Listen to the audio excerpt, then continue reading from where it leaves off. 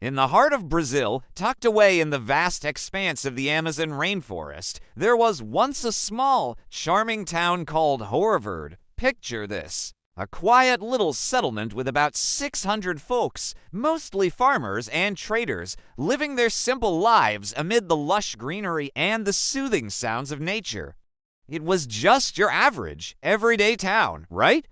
Kids played in the streets, laughter echoed through the air, and the aroma of home-cooked meals wafted from cozy kitchens. But everything changed in March of 1923. One fateful morning, a group of travelers, probably just passing through on their way to a nearby village, stumbled upon Hoer Verde. What they found? The town was completely empty, not a soul in sight. It wasn't destroyed or burned, it was just abandoned. Can you imagine the eerie silence? Every door was wide open, every meal left half-eaten, as if everyone had just vanished into thin air. What could have happened to all those people? It's a mystery that still sends chills down the spine. It's like they all just disappeared without a trace, leaving behind only questions and whispers of what might have been. Every piece of furniture still in place, but not a single living soul remained. The first people to arrive described it like stepping into a photograph, everything frozen mid-moment, as if the villagers had vanished all at once. The school sat eerily quiet, desks filled with open books and scattered pencils. The blackboard still bore a message written in chalk, shaky and hurried. There is no salvation. And that was the beginning of one of the most unsettling disappearances ever recorded, the mystery of Hoer Verde, the town that simply ceased to exist. When word reached nearby towns, police and soldiers were sent in to investigate. What they found only deepened the fear. There were no signs of violence, no bodies, no blood, no footprints leading away. The livestock were dead, not slaughtered, just lifeless, as though they'd starved after being left behind. Clothing hung neatly in closets, pots of stew had turned cold on stoves. Radios and phonographs sat silent but intact. Everything suggested that the residents had left suddenly, but why and where to? The Brazilian military launched a formal inquiry, combing the area for days. Search parties ventured deep into the jungle, calling out the villagers' names, firing shots into the air to draw attention. But all they heard in return was the echo of their own voices. The jungle was way too quiet. It felt like even the animals had packed up and left. Can you imagine that eerie stillness? Then, just a few hundred meters from the edge of town, the soldiers stumbled upon something bizarre, a cluster of burnt-out weapons. These rifles were melted down from heat so intense that it couldn't have come from any ordinary fire. Nearby trees were scorched at the base, but the rest of the forest stood tall and untouched, like it was in a protective bubble. It looked almost surgical, like a blast that just popped into existence and vanished in an instant. And get this, there was absolutely no sign of what caused it. No shell casings, no explosives, no crater, just blackened soil and an unsettling silence that made the hairs on the back of your neck stand up. What could have done this? Reports from that time, at least those that survived, mention that compasses stopped working near the site. Metal equipment heated inexplicably, as though an invisible current ran through the ground.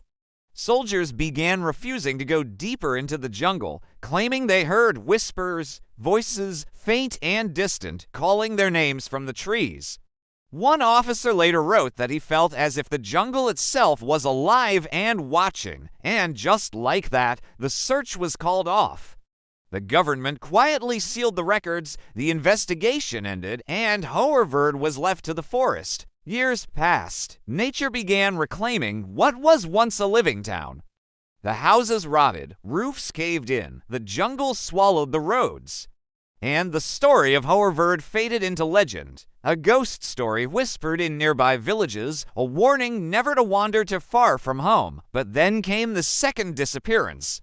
In 1959, a group of explorers, 6 men from São Paulo, decided to track down the ruins of Hoer Verde. They were fascinated by the story, determined to find proof the village had ever existed. They followed old maps, spoke to locals, and after weeks of searching, finally stumbled upon what they believed were the remnants of the town. They found collapsed homes, overgrown gardens, and old stone wells, proof that something had once stood there. But their celebration was short-lived. Only 3 of the 6 men made it back. Can you believe that? When authorities finally found them wandering through the thick jungle days later, they were completely disoriented and terrified. Their skin was covered in small burns, like they had been through something truly intense. And when asked about what happened, they just clammed up, refusing to spill any details. All they kept saying was that they had heard them, who them referred to as still a mystery that no one has cracked. But their recordings, they told a different story. A single audio tape was recovered from their camp, and it was eerie. It started with the usual jungle sounds, insects buzzing, rain pattering, distant thunder rumbling, but then, about halfway through, there's this voice whispering something in Portuguese. It was tough to make out at first, but experts later enhanced it, and what they heard was chilling. The voice kept repeating something over and over, leaving everyone with goosebumps. What could it have meant? They're still here, someone whispered, voice trembling. Then, a blood-curdling scream pierced the silence. Then, just like that, nothing. Theories about Hoer Verde's disappearance are all over the place, ranging from the totally rational to the completely wild, right? Some historians think the town packed up and left due to political conflict. Picture this. Brazil was going through some serious upheaval in the early 20th century, with revolutionaries clashing with local militias. So, the villagers might have been forced to flee in a hurry, leaving everything behind. But here's the kicker. If that were true, why were there no tracks, no signs of movement, and no reports of refugees in nearby areas? There are those who wonder if an outbreak could have been the cause, maybe a disease or some kind of toxin that sent everyone into a panic, leading them to flee into the jungle. But here's the thing, no bodies were ever found, and the neighboring villages didn't show any signs of illness at all.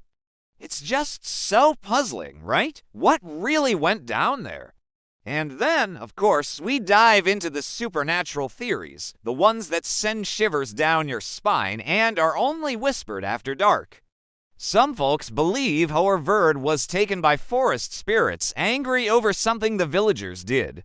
Maybe they disturbed an ancient burial site or cut down sacred trees, you know. Others have wild ideas about a dimensional rift, a tear in reality that just swallowed the whole town into another plane of existence. UFO enthusiasts have a field day with this too.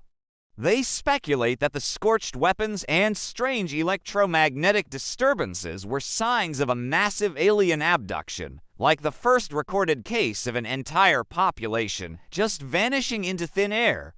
And then there's the religious angle, the one tied to that chilling message left on the school chalkboard. There is no salvation. What does that even mean? Was it a warning, a last plea for help, or something more sinister?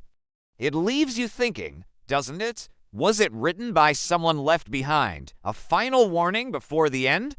Or was it written by whatever caused the end? No one knows. Today, the exact location of Hoer Verde is officially a mystery. Maps only show dense, impenetrable forest where the town once thrived. Locals swear that the jungle there has a vibe all its own. It feels colder, quieter, almost like the air is heavy with secrets, you know? Some even claim that at night, if you listen closely, you can hear voices whispering in Portuguese calling out for help. A handful of modern expeditions have tried to find the site again using satellite imagery and all the latest tech. But guess what? Every single attempt ends the same way: equipment failure, corrupted data, and missing footage. One team even had a drone out there, and it showed faint outlines of buildings before cutting to static. When they finally recovered the footage, the last clear frame was downright creepy. It looked like a figure standing in a doorway, way too tall and thin, just watching the drone float by. What do you think that could mean? No one could explain it. Whether Hoer Verde ever truly existed, or whether it's a tale twisted by time and fear, is still debated. But one thing is certain, stories don't last a century unless there's something in them that feels true. And maybe that's what makes Hoer Verde so terrifying. Not that the people vanished, but that no one ever heard them leave. And somewhere, deep in the jungle, the wind still carries their whispers, faint, almost human, asking the same question every explorer hears before they turn back. Do you believe in salvation?